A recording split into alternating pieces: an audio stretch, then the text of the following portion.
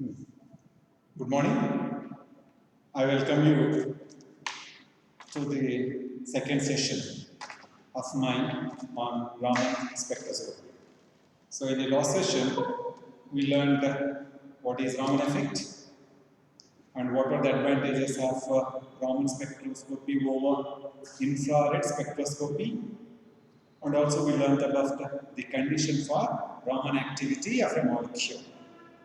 So we learned that the information we obtain from Raman spectroscopy is similar to the information obtained from infrared spectroscopy.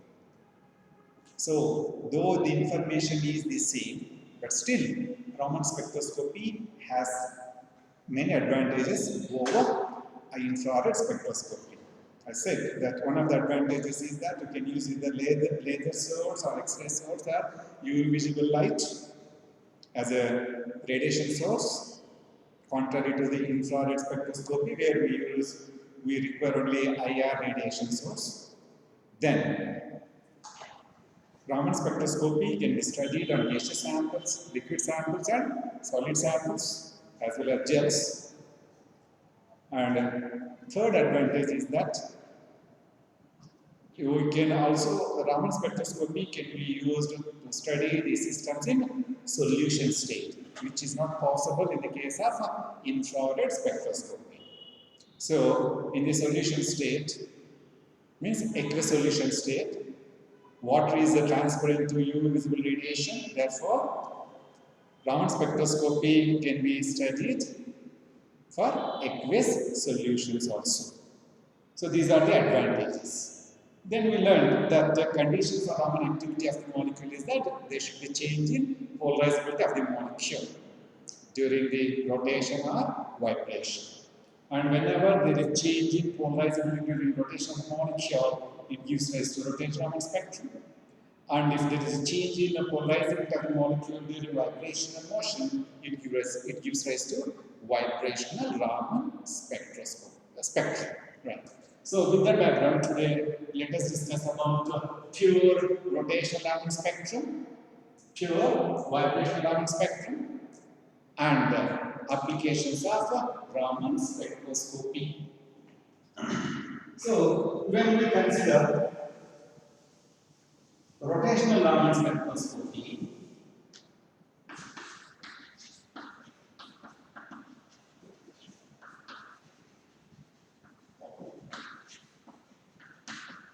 so when we consider rotational Raman spectra, the selection rule for rotational Raman spectra is delta G is equal to plus or minus 2.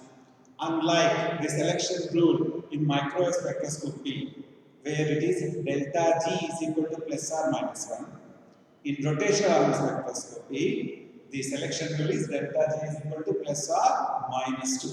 So delta G is equal to plus 2 is for Stokes lines, and delta J is equal to minus 2 for anti-Stokes line. So when we look at the allowed transitions between rotation energy levels in the Raman spectroscopy, these are the transitions allowed. So these are the rotation energy levels denoted by rotation constant number J, and the allowed transitions are from these are the transitions for which delta J is plus 2, and these are the transitions for which delta J is minus 2, and this is a Rayleigh line for which Raman frequency is 0. Gravity learned what is Raman scattering. Rayleigh scattering. So these are the spectral lines corresponding to Stokes lines, and these are the spectral lines corresponding to anti-Stokes lines. And try to recollect, in the case of rotational spectrum, the spacing between rotational spectral lines is equal to 2b. When your atomic molecule behaves as a rigid rotor, the spectral lines are equally spaced, and the spacing between rotational spectral lines is equal to 2b. But in the case of rotational Raman spectrum, look at the spacing. This spacing between successive Stokes lines and anti-Stokes lines is again constant, is equal to 4b, whereas the spacing between the Rayleigh line and the first Stokes line or first anti-Stokes line is equal to 6b. So let us see how is this difference equal to 6b and this difference is equal to 4b. So when we consider for Stokes lines, delta J is equal to plus 2. Therefore, delta U bar is equal to delta U bar Raman is equal to E bar J plus 2 minus E bar J. And we know that expression for rotational energy in terms of centimeters is given by Bj into J plus 1. This is the expression for rotation energy in terms of reciprocal centimeters. So using this expression, we write this as a B J expression for E bar J plus 2 is Bj plus 2 into J plus 2 plus 1 is J plus 3 minus Bj into J plus 1 reciprocal centimeter. So when we simplify this, the equation reduces to the form B into 4J plus 6 reciprocal centimeters, where J is equal to 0, 1, 2, 3, etc. So what would be the Raman frequency? Would be delta nu bar is equal to nu I minus B into 4J plus 6. This is the expression for wave number of the Stokes lines. This is for Stokes lines. So if you consider the transition from J is equal to 0 to 2, where for J is equal to 0 to J is equal to 2 transition, delta mu bar would be equal to mu I minus, where J is 0, it becomes 6b. So the spacing between the Rayleigh line and first Stokes line is equal to 6b.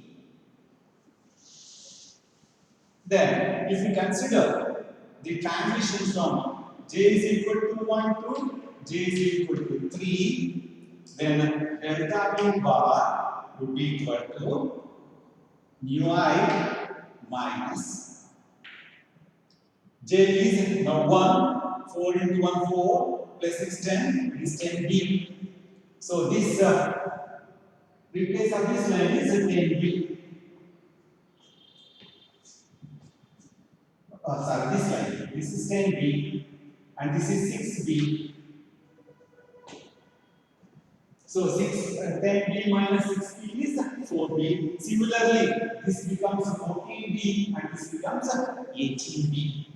Now, so the spacing between successive Stokes lines is equal to 4b and the spacing between first Stokes line and the Rayleigh line is equal to 6b in the case of delta J is equal to plus 2. Similarly, if you consider anti-Stokes lines, so for anti-Stokes lines, delta J is minus 2. So this would be equal to J to J minus 2. And we know the expression for E bar J, that is equal to Bj to J plus 1 minus B J minus 2 into J plus 1 is J minus 2 plus 1 is J minus 1. So if you simplify this, this will be equal to B into 4J minus 2 reciprocal centimeters. So if you consider now, so now this is delta nu Raman will be equal to nu bar I minus. But this becomes plus because it will be more 4J minus 2. And here J value will be equal to 2, 3, 4, etc. Please remember, for Stokes lines, J value will be from 0, 1, 2, 3, whereas for anti-Stokes lines, where the transition is from higher energy level to lower energy level, so minimum J value will be 2. Therefore, now if you consider J2, J minus 2, this value would be equal to Ui plus Z is 2, so 4 into 4, 6. J is 4, J is 2. This is J2, J minus 2 means the minimum value of J is 2, so it should be from J is equal to 2 to, let me write, J is equal to 2 to J is equal to 0 transition, sorry. So for the transition from J is equal to 2 to J is equal to 0, J is 2 here, so it will be 6B. So the difference between the Rayleigh line and first anti-Stokes line is again 6B. And now if you consider the transition from J is equal to 3 to J is equal to 1. Now J is 3 here, so 4 into 3 12. 12 minus 2 is 10B. So this is 6B and this is 10B. So the difference is again 4B. Similarly, this becomes 14B, this becomes 18B. Therefore, the spacing between the successive anti-Stokes lines will be equal to 4B. So when we compare this spacing in rotational Raman spectrum with the spacing in pure rotational spectrum of a molecule, of a diatomic molecule, the spacing is equal to 2B, whereas in the case of rotational Raman spectrum, the spacing between successive Stokes or anti-Stokes lines is equal to 4B. So this is about the pure rotational Raman spectrum. And rotational Raman spectrum is possible only when the rotation leads to change in polarizability. Now, let us consider pure vibrational Raman spectrum. So, we have like in infrared spectroscopy, the selection rule is delta V is equal to plus or minus 1 for fundamental vibration, and delta V is equal to plus or minus 2 plus or minus 3, which gives to overtone bands. So, similar to that, the selection rule for vibrational Raman spectrum is also delta V is equal to plus or minus 1, plus or minus 2, plus or minus 3, etc. And we know that in infrared spectroscopy, the spectral line corresponding to delta V is equal to plus or minus 1 is called as the fundamental band, which is quite intense. And the bands corresponding to delta V is equal to plus or minus 2, plus or minus 3, plus or minus 4 are called as overtone bands, which are very weak. Similar to that, in case of vibration Raman spectroscopy, the spectral lines corresponding to transitions having delta V is equal to plus or minus 2, plus or minus 3, etc. are very, very weak. Therefore, the most intense band is corresponding to delta V is equal to plus or minus 1. Therefore, in vibrational Raman spectroscopy, we consider the selection rule equal to delta V is equal to plus or minus 1. And similar to rotational Raman spectrum, where you have Stokes and anti-Stokes lines, even in vibrational Raman spectrum, delta V is equal to plus 1 corresponds to Stokes lines, and the delta V is equal to minus 1 corresponds to anti-Stokes lines. And the spectrum, vibrational Raman spectrum, would be similar to rotational Raman spectrum with the different spacing. So let's not worry about the transitions and also spacing between the spectral lines in the case of vibrational Raman spectroscopy. So pure vibrational Raman spectrum is obtained only in the case of liquids, solids and gels. But if you consider vibrational Raman spectrum of gases, So vibration transition also involves rotation transitions. I repeat, when we record a Raman spectrum of a sample in gaseous state, vibrational transition also involves or includes rotational transitions, making the spectrum more complex. So, in a rotational vibrational Raman spectrum are for gases, the selection rule would be delta J is equal to plus 2, delta J is equal to 0, delta J is equal to minus 2. I repeat, whenever the sample is in gaseous state, vibrational transition involves rotational transitions also. Therefore, the selection rule for rotational vibration Raman spectrum is that delta J is equal to plus 0 plus R minus 2. The transitions for this delta J is plus 2 is called as S branch. And when delta J is equal to 0, the spectral lines will be plus 2 Q branch. And when delta J is equal to minus 2, it gives rise to O branch. So, if you look at the diagram of the spectral lines in the case of rotational vibration Raman spectra, we have like this.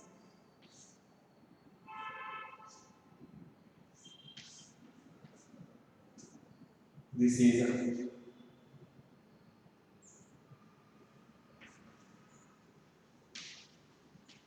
Rayleigh lines, and here we have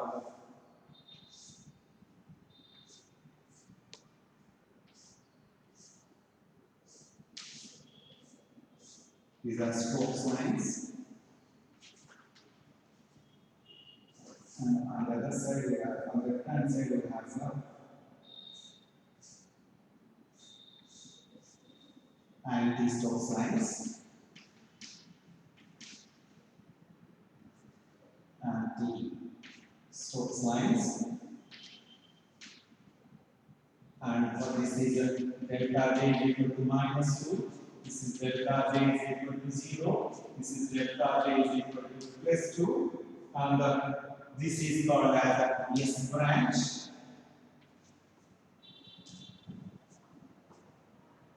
And this is called as Q branch. So Stokes lines are also called as S branch in the case of rotational vibration Raman spectrum, and this is O branch. And these Stokes lines are called as O branch. So please remember, if it is a pure vibrational spectrum, it will be similar to that of a pure rotational Raman spectrum. And when the sample under examination is a gaseous sample, the vibrational Raman spectrum or the vibrational transitions involve rotational transitions, also making the Raman spectrum complicated. And in that vibration rotational Raman spectrum, we have the spectral lines named as S branch, Q branch, and O branch, corresponding to the selection rules. Delta J is equal to plus 2, delta J is equal to 0, delta J is equal to minus 1. So these are the selection rules for rotation transitions. For vibration transition, as we have already discussed, it would be delta V is equal to plus or minus 1. So your syllabus says the qualitative study of vibrational Raman spectra and rotational Raman spectra. Therefore, I did not go into details of that. And this is an addition.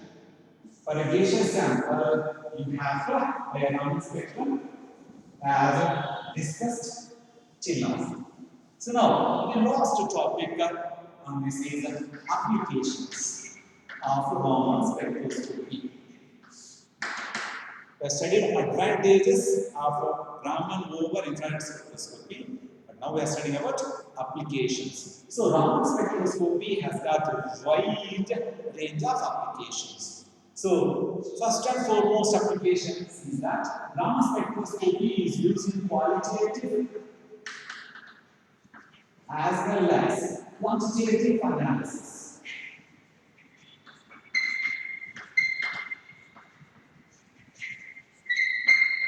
analysis of different types of substances like solids, liquids, gases, gels, powders, aqueous solutions, etc. So, Raman spectroscopy is used in qualitative as well as quantitative studies of various types of substances. And it is also used in the pharmaceutical, in the analysis of pharmaceutical and cosmetic products.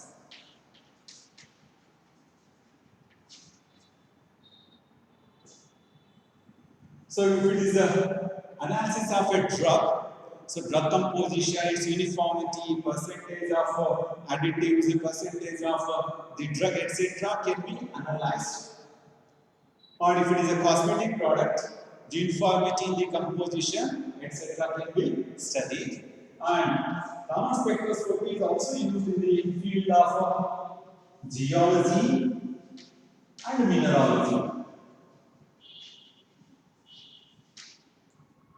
So when it comes to the application of Raman spectroscopy in the geology field or mineralogy field, it is used in the identification of various minerals.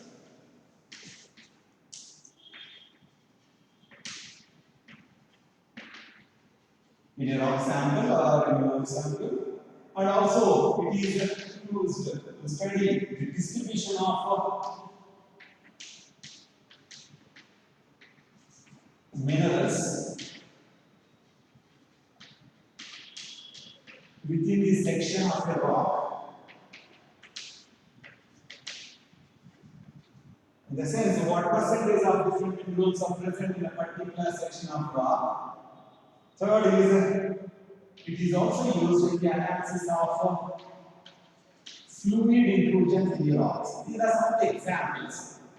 I have considered only a few examples of application of Raman spectroscopy in the field of geology and mineralogy. And this Raman spectroscopy is also widely used in life sciences. In the field of life sciences. As I said, Raman spectroscopy. In Raman spectroscopy, aqueous solutions can be subjected to analysis, where it's not possible in the case of infrared spectroscopy.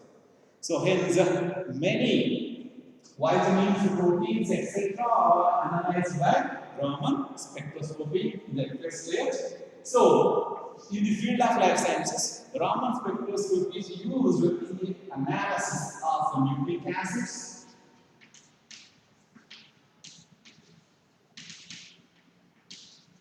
then in the analysis of biocompatibility,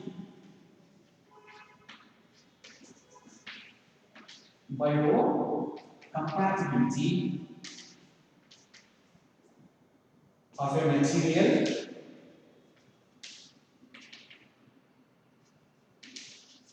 and most important application is another application. It also used to study the interaction between the drug and the cells. So these are some of the important applications of Raman spectroscopy in the field of life sciences. So with this, we come to the end of discussion on Raman spectroscopy. Thank you.